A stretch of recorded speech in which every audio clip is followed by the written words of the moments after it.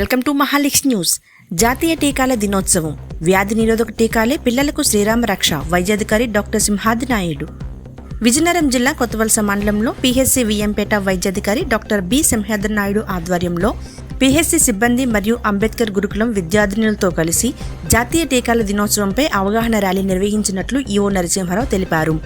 ఈ సందర్భంగా వైద్యాధికారి మాట్లాడుతూ భారతదేశంలో మొదటిసారిగా 1995 సంవత్సరంలో పోలియో టీకాను మార్చి 16వ తేదీన వేయడం జరిగిందని, దాని జ్ఞాపకార్థకంగా ప్రతి సంవత్సరం టీకాల దినోత్సవం జరుపుకుంటారని తెలిపారు. చిన్నారులకు సమయానికి టీకాలు వేయించాలని తెలిపారు. పిల్లలకు టీకాలు రక్షణ కవచం లాంటివి. వ్యాధిరహిత సమాజం కోసం టీకాలు వేయించాలని తెలిపారు. ప్రాణాంతక వ్యాధుల నుండి రక్షణ కల్పిస్తుందని తెలిపారు.